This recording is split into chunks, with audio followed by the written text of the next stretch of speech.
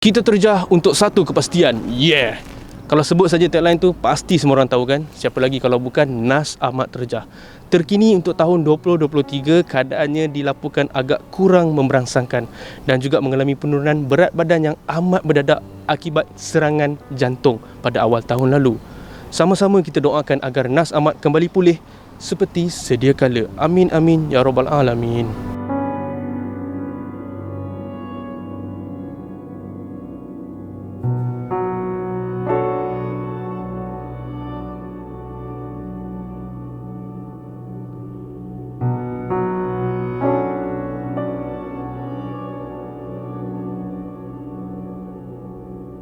Alhamdulillah semakin baik. Dalam keadaan sakit pun kita tak bolehlah menyesal dengan sakit. Sakit adalah penghapus dosa. Jadi bila masa saya dulu okey, popular, tapi tiba-tiba saya sakit, saya tak boleh menyesal padanya. Aku pulaknya tiba-tiba sakit.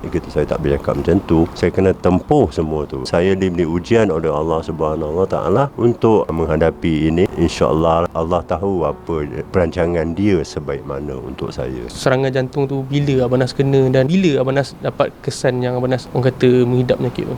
Ini yang pertama kali dalam sejarah hidup saya. Dulu saya tak pernah pun kena masuk ward. Ini pertama kali. Kalau setakat demam, pening kepala tu ada lah. Bohong lah, tak ada. Tapi sampai duduk ward tu tak pernah ada. Nama saya tak pernah ada dekat hospital. Siang saya syuting, saya lah producer, saya lah wartawan, saya lah kadang-kadang juru kamera, member saya Jeffrey Iran tolong shoot. Lepas tu balik ke rumah, saya jugalah yang mengedit video tu sampai siap. Sampailah siap video yang saya hasilkan dalam YouTube channel Nas Ahmad Terjah. Saya memang limitkan pukul 12 malam mesti tidur. Tapi hari tu saya 12 malam tidur, apa saya ada sakit ni, macam ketat je gitu kan. Lepas tu saya cuba malah nak berfikir lah, malah nak layan penyakit, nanti makin bertambah sakit. Saya tak layan, dah 1 jam lepas tu tak baik juga. Saya pun buka Google tengok apa simptom ni. Dalam bilik aircon pukul 2 pagi, takkanlah kau peluh.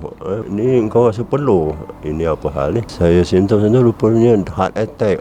Saya terperanjat heart attack. Jadi dia kata ni macam time bomb, anytime boleh bom. Kerana takut, saya sendiri call ambulans. Family semua dah tidur pada masa tu kan, pukul 3 pagi tu. Ambulans datang, family terkejut, ada bunyi ambulans, tak tahu duduk dalam rumah tu sendiri. Bawa saya pergi ke Hospital Sungai Buloh. Dirawat sana, disahkan memang heart attack. Bulan Januari tahun lepas. Dari situ pula barulah saya di-refer kepada Hospital Jantung Pakar di Serdang. Itu bulan 12 slot yang kita dapat tu, bulan 12 tahun ni yang baru lepas. Untuk yang next pula kan, bila agaknya pembedahan tu dia dilakukan? Katanya bulan 3 Abang Nas. Jadi mungkin boleh dikongsikan sikit mengenai perkara tersebut. Mula saya datang pada yang bulan 12 tu, saya ingatkan akan buat NGO. Sebab benda ni sebenarnya sebab blockage ataupun sumbat saluran darah tersumbat dan kolesterol. Darah tak sampai situ. Jadi dengan NGO ni, dia boleh pecahkan, dia masuk bubble, dia boleh pecahkan, kasih darah masuk, pergi sini.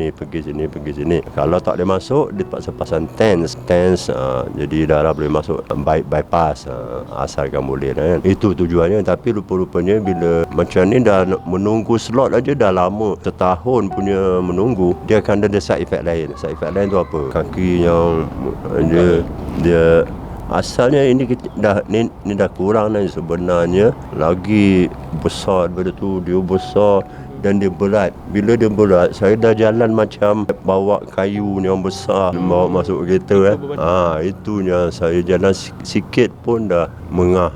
Itulah yang saya mengalami sebelum saya boleh NGO, pemeriksaan MRI. Kalau MRI menentukan boleh buat NGO, barulah boleh. Kalau tak boleh, kena cari balik kenapa tak boleh, pusing balik kat situ. Kalau kita melihat keadaan Abang Nas sekarang ni memang agak susut Abang Nas. Jadi nak tanya jugalah, berapakah agaknya jumlah penurunan berat badan Abang Nas, kalau mungkin boleh dikongsikan? Kalau kita lihat memang agak, kalau mungkin anda boleh saksikan, memang agak susut lah keadaan Abang Nas sekarang ni. Daripada 90 tu dia jadi 80. Sekarang ni bila saya keluar dengan fizikal ni, kita tengok dia dah berada dalam lingkungan 80 lah. 80 dah mula normal kot.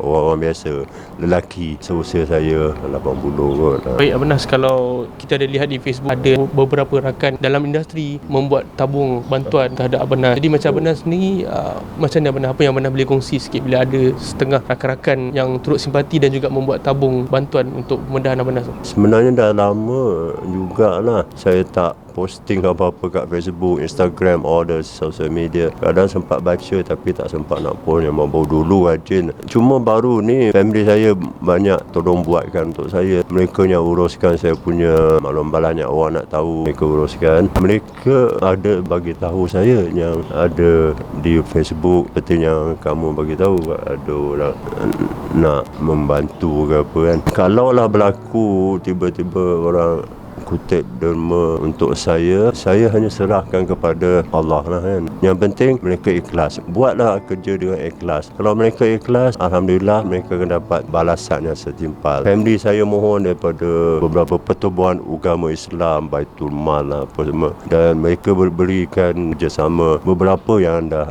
dihubungi kan. Itu saya serah pada rezeki masing-masing. Selain daripada bantuan macam daripada Baitul Mal macam Anas cakap tadi, ada tak lagi mungkin mana-mana bantuan yang mungkin Abang Nas terima daripada persatuan-persatuan ke ataupun mana-mana ke yang mungkin datang mengulurkan bantuan? Ada ke Abang Nas setakat ni? Masa ni yang bertanya dan kata nak menyumbang tu ada beberapa. Saya forward benda ni kepada anak saya, minta dia uruskan. Sebab kalau saya urus, setiap hari bila saya buka mata je, fikiran saya berkecamuk dan macam-macam benda yang merepek. Even dekat atas katil nak tidur malam tu pun kadang duduk atas tilam tu termenung seorang-seorang, baru nak lelap je. Macam terperanjat sendiri.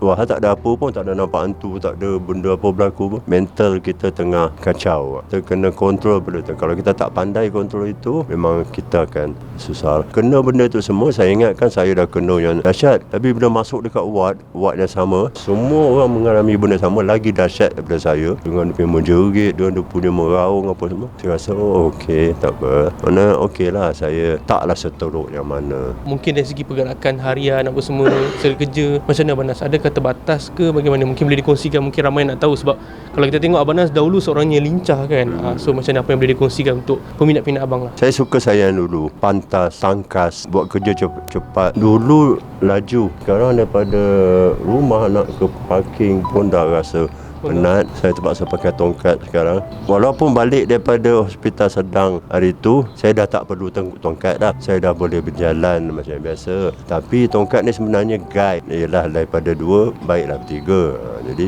kita tak akan jatuh. Sebab seboleh mungkin orang pesan jangan jatuh. Untuk kekuatan balik, insya-Allah selepas daripada saya pergi hospital Sedang ni, saya harap saya dapat balik kekuatan dan untuk saya sihat, kuat untuk berdiri tanpa tongkat. Kita terjah untuk suatu kehidupan yang lebih mulia.